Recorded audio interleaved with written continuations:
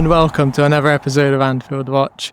Today, it's going to be a very special episode. We're going to be talking about all things Antoine Semenyo, who has been linked very heavily with a move to Liverpool. To do that, I'm delighted to say I'm joined by Owuraku Ampofo, a Ghanaian football expert who knows a lot of things about Semenyo. So, Owuraku, thank you for coming on and joining us. Well, thank you very much. It's a pleasure to be here as well. So, first of all, Semenyo has been playing for Ghana for quite some time. What is the perception among the fans and about him in particular? Because I noticed that he's played in different roles compared to what he's used to at Bristol City or Bournemouth. He's played as a forward against Japan recently. So how is he viewed in the Ghanaian national team? Well, for Antoine Semenyo, when it comes to Ghana, it needs a bit of nuance when it comes to the analysis, because it's not straightforward. You always have to consider the fact that, when a dual national comes into another country, there's a brief period that's allowed for him to settle, because, it's not just about football. There's the culture, there's getting to really understand how football is perceived in the country. So usually it takes time, and he's been around since before the last World Cup. And so it's almost like a full cycle of about 4 years now. However, I think opinion is divided currently on Semenyo. There are some who believe genuinely he could have done better and should have settled in by now. And there are also some that believe that the environment is just not optimal for him. That's why we're not seeing him replicate performances in England. So, i.e., we're talking about using him in the right positions, and they're talking about finding him when he's making runs. And we're talking about, the quality of pitches in Africa. There's been a number of conditions. And I spoke to Chris Hughton, who was the head coach for Ghana at the 2023 Africa Cup of Nations. And, he mentioned that sometimes when these dual nationals come in, it really hits them, because a lot of things are different. The food, the pitch, traveling around Africa, it takes a lot to really adjust. And, football is about confidence, and your confidence, I think, is affected by your environment. And so once the environment is optimal, you're able to perform well. So yeah, maybe it's not been as expected for Semenyo. The heights that people anticipated he would have reached by now ahead of a second World Cup. But I always think that what's important is that there's that quality. And once there's that quality, I think when everything clicks, it would definitely be good for him. He's shown glimpses of what he can do. He's got some goals here and there and a couple of assists in the Black Star shirt, scored in the World Cup qualifier as well. But it's just a case of comparative analysis, because Ghanaian sits here and every weekend they see him doing something really good for Bournemouth, either scoring or assisting or working really hard. And so, yeah, they expect to see something similar. Well, I would counter that, because I watched him against Japan play as a number 9 for Ghana, with his back to goal, often receiving it with 2 players around him. That's probably not the optimal way to use him, right? But I think at the same time, Ghana has so much talent on the wings. You have Kudus, you have Kamaldeen Sulemana, and all these other really talented players. So I think it's a really tricky situation. How do you fit him into the national team? Yeah, and I think that has also been the big question. I feel Ghana at the moment has had a bit of an identity crisis. I mean, even if you look at the period that he's been around, there's been different coaches. There's been Chris Hughton that's come in, and then Otuabo has gone, and then he's come back. In that period, there's been a couple of coaches in there as well. We've seen assistant coaches being changed from George Boateng, and all these minor changes, I think, has affected the consistency of the national team. But as you mentioned, I think the real issue for Semenyo when it comes to Ghana is that most coaches, I think, do not know what his best position is. And it's almost as if every game comes here, okay, let's try him from the right, let's try him from the left. Today, let's play him as a 9.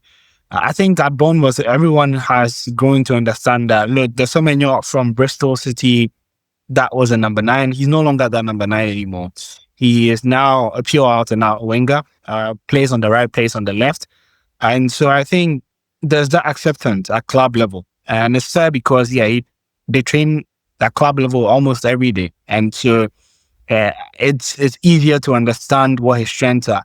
And perhaps I think that's what Ghana should be tapping into. But the problem with that is, if you're going to play Semenyo on the wings, that means that automatically you're pushing him into a very competitive spot. And the unfortunate thing is that Ghana still doesn't have a number 9. And so the problem is that Inaki Williams, Semenyo, they are supposed to be the strikers, but they are also now being used as wingers. And so it's sort of clogged the winger position. As you mentioned, so many young talents coming up to that winger, position. And in the end, it's just making it really competitive for him. But I do think that eventually they're going to figure out a way to fit him in. It would be sad to kind of waste this generation. I always thought that, our best starting 11 needs to have a Semenyo, a Kudus in there, and then a Kamaldeen Suleiman that is fit. So I'm sure there's definitely room to fit him.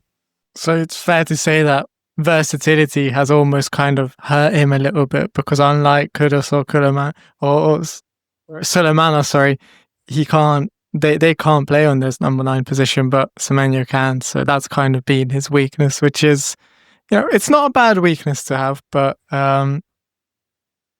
listen, I didn't want to mention it, but one of the reasons why we're talking about a January transfer for Semenyo is because Ghana are not at the African Cup of Nations. So that means he's going to be attractive to Premier League sides, including Liverpool.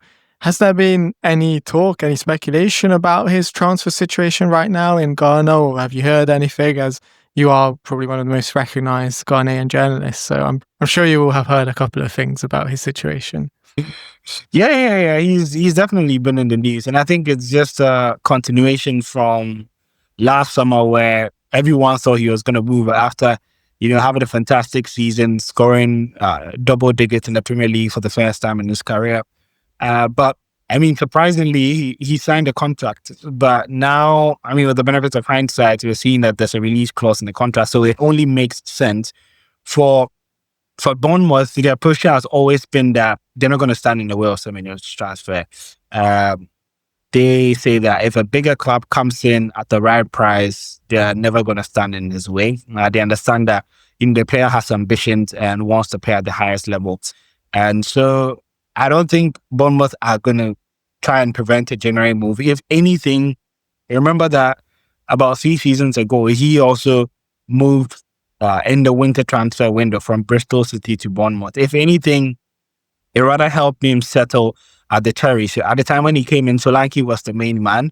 And I think he got just 1 goal in the 6 months that he stayed there and all of that. There was some criticism that, what was the point of this signing? But I think it kind of helped it with his adaptation period, where the next summer he just hit the ground running when the season started. And that's because he had that prior 6 months to really settle in with the pace of the Premier League. And so I wouldn't rule out a January move.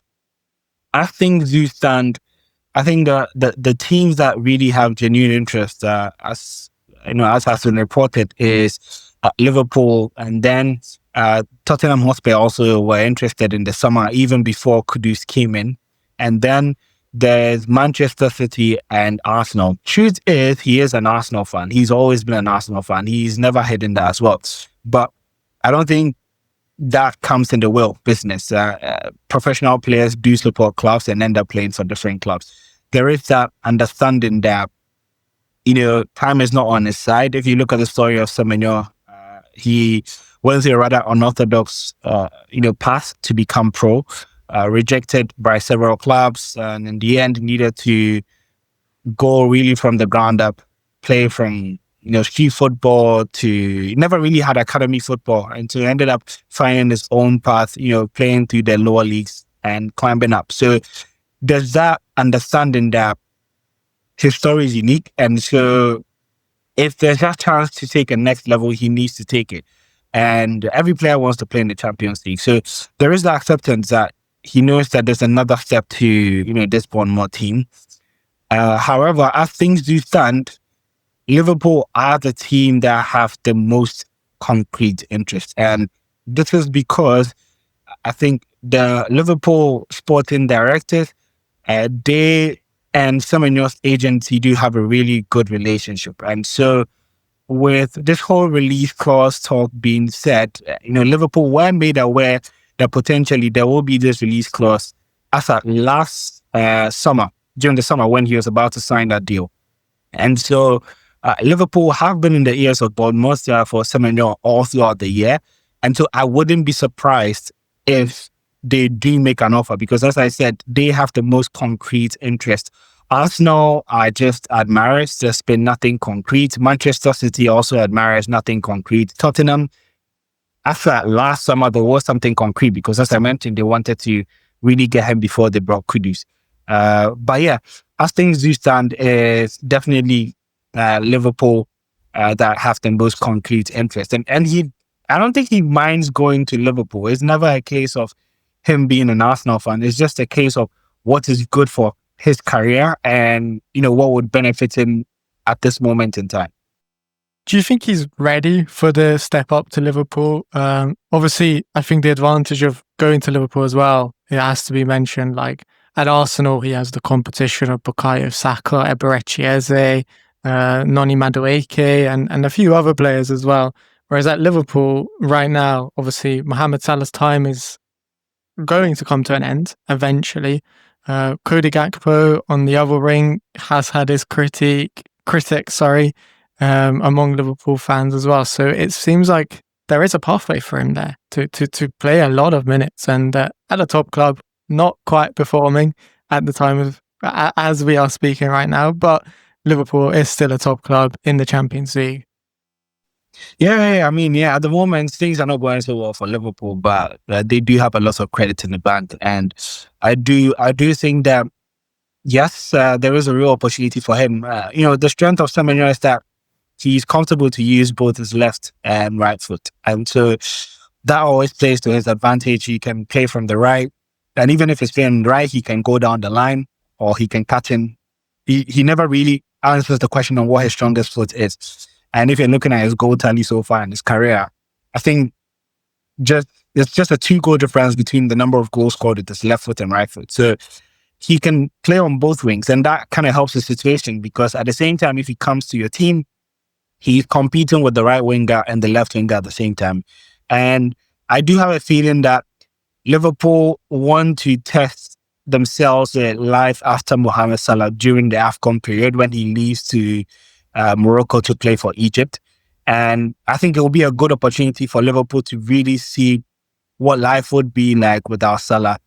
Truth is, Liverpool have been very dependent on Salah in a number of years. And unfortunately, that ship is sailing almost about getting to the end. And he's been a fantastic player, but I just think in the next maybe year or so, he wouldn't be a Liverpool player again. And so, knowing how Liverpool act in the market, they always want to get their replacement in very early.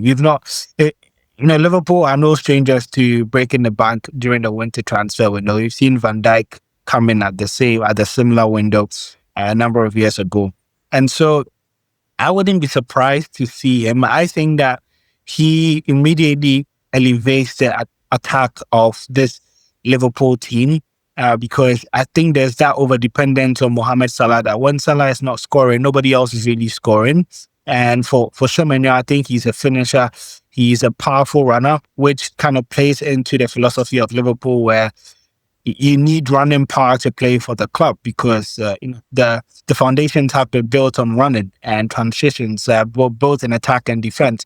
And the thing about Semenyo is that though he's a fantastic player, there's no ego. He has such a high work rate, drops back, always wants to tackle, wants to win the ball. And I think those traits are very synonymous with what it takes to play for Liverpool. So I wouldn't be surprised if he's lost straight into the team. However, the question mark is, at the moment, I just don't know whether Liverpool would find the Semenyo by a necessity as opposed to getting a defender or maybe another midfielder in there, considering the situation that they have in their squad at the moment, and also the fact that Semenyo's release clause would reduce further in the summer. However, there's that risk that when this summer comes in, clubs like Arsenal may get rid of some of their wingers. Trossard could leave, Martinelli could leave, Manchester City could let Savinho leave, and then all of a sudden, clubs that were not interested in January become very interested, especially if Semenyo goes on and has a very good World Cup in the US. And now Liverpool would face some competition as well. And as I mentioned, that is when it might come down to, if Arsenal comes in and they also pay the same release clause as Liverpool, then he may end up going to Arsenal because he is an Arsenal fan, and there's that chance.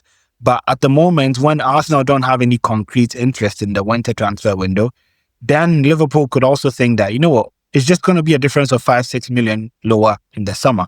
We could just get him and see him as an investment in the future. Yeah, and we have seen Liverpool operate in that way as well, with Luis Diaz or Cody Gakpo, for example, when it didn't feel like that was a necessity, but ultimately they moved for those players because they had become available and because other clubs had courted them as well. On top of that, I think as well, we've seen Liverpool struggle to break down low blocks, and they're not really being someone who's very good in those 1-versus-1 situations, those dribbles. Like you mentioned, Semenyo is a player who is 2-footed, so he's quite unpredictable when it comes to defenders coming up against him, not even just from a shooting point of view, but he can take it on his left, he can take it on his right in terms of the dribbling as well. And you mentioned he's quite powerful as well. So even in tight spaces, he's someone who's very effective, and he can offer something that Liverpool lack right now as well. Maybe it's not the biggest weakness in the Liverpool team, but it is a weakness where I think Liverpool have tried to strengthen. And last January, they tried to sign Kwicha Kvaratskhelia, who ended up at PSG. The summer before that, it was Anthony Gordon, and they have explored other alternatives, like you mentioned. Even in the summer, they tried to look at Semenyo, and maybe that's why they didn't sign a left winger when Luis Diaz had left in the summer, because they knew that the release clause was available. So I think there are a lot of, if you look at it on paper, maybe this move doesn't make that much sense. But if you look at it a little bit further, if you read the fine prints of what's going on at Liverpool, maybe it does become a bit more sense, if you get what I'm saying.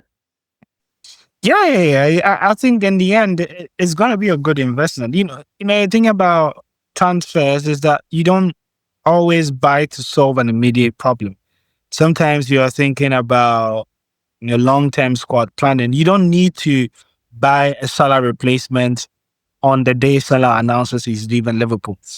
What was actually ideal is that you can bring in an understudy to really see Mohamed Salah's last few months at the club, and so when he leaves, then he understands what it really means to fill the boots of someone like Mohamed Salah. So yeah, I wouldn't be surprised to see Liverpool make that move in January. And ultimately, I was going to ask you about, you mentioned it a little bit, how he has no ego, but he's recently been given the captain's armband for Ghana. He wore it against Japan. So he seems like he's becoming a leader almost in the national team as well. Yeah. I think he started in very well. Whenever I go to the Black Stars camp, he's one of the easygoing guys. As I mentioned, usually when players switch nationalities, it takes time for them to settle. Usually you see them in their own corner and all of that. But, the thing about Semenyo is that although, he grew up in England, he always took the chance to connect to his roots, whether it's through food, through music. And, he used to watch Ghana play at the 2010 World Cup and all of that. Spending time with his family, he had the opportunity to speak some Ghanaian language and all of that. So he was connected to Ghana. So when he switched his roots, it wasn't a completely different, culture that he had to assimilate himself into. It was the regular stuff that he saw on TV or he listened to. And so it made it easier for him, because in that way, he's able to relate to the guys in different ways. And I'm not surprised that, he's been able to settle in this quickly. I think he's a very easygoing guy, playful guy. When it's time to put in the work and be serious, he does that as well. But I think what a lot of the coaching stuff I admire from him is just the work ethic that he puts in, even in regular training sessions, the intensity that he puts in. And, the technical team do feel like he's the type of leader that he leads by his works. He doesn't necessarily need to shout in your face or, be dishing out instructions here and there. But by the mere fact that you can see him lead a press, by the mere fact that you can see him being aggressive, it sort of incites the younger players to also do same. And so I think, that's the type of player that he is. Now, I was also looking at it and it surprised me, but Liverpool have never actually had a Ghanaian player. So Semenyo would be the first one. And this leads me to another question. I know you're a Chelsea fan, so you probably don't want to be recommending other Ghanaian players to one of your club's rivals. But right now, I know you're really tapped into the Ghanaian football scene. Who's like the next young player that Liverpool fans should be looking out for and has the potential to play for Liverpool that maybe we haven't heard of yet? Oh, that's a tough one. You can name more than one. Okay. I think a couple of players. I'm gonna go with Caleb Urenchi and Hafiz Gariba. I think they're two players who they just fit the Liverpool philosophy. Caleb has been linked with Arsenal, by the way. I don't know what you and Arsenal have, but you guys seem to be targeting the same type of players. He's been called the next Thomas Partey, but I think he's more of an Etienne than a Partey. He's already played for the national team. Ever since he came into the national team in May, he's been a regular feature in the team. And, he can also play as a right back. Very solid, very aggressive, covers a lot of ground, similar to that of Kante. He eats up a lot of space, very aggressive in his duels as well. And maybe he needs to add goals to his game, but I think you would add some energy to Liverpool's midfield. And then there's also Hafiz Gariba, who also joined Barcelona from Ghana just last year. He's also been getting really good praises, especially in the UEFA Youth League where he's been playing for them. Had a really good game against Chelsea. Very, very tall. I think about 6'2", but he's also really athletic and very, very good on the ball. Even at a young age of about 19, he has like a really good long ball in him, similar to that of Van Dijk. In fact, his stature is very, very similar to that of Van Dijk as well. So I think he's tall, physical, ball playing, can step up, and has enough pace to also cover the ground left behind. And that would also be a good addition to Liverpool's defense. But these guys are very, very young, extremely young. And so I think at the stage that they are in their development, maybe they need like one more team before we can start talking about Liverpool. Like a Bournemouth or a Brighton maybe, or something like that. Potentially, yeah. Well, listen, Owuraku, thank you very much for coming on. Really enjoyed it. Your insight is great as usual. If people want to find you, where can they find you? Where can they keep up to date with your work? So I'm usually on Twitter or on X, as we call it nowadays. I think at _Owuraku Ampofo. That's Owuraku Ampofo. Mostly post about Ghanaian players, and so if you're interested in Ghanaian players, you can check my page out. Or if you're interested in Semenyo, just in general, just check his page out as well. But yeah, Owuraku stuff will be in the description below, so you can just click on the link and follow him. And I definitely recommend it. His updates are always really intriguing about Ghanaian players and African football in general. But all that leaves me to say is, Owuraku, thank you very much. Really appreciated your insights and appreciate you for coming on. Thank you too. And wishing you the best all this season as well. And thanks everyone for listening as well. If you do enjoy the video, make sure to give it a thumbs up and subscribe to our YouTube channel. Thank you very much.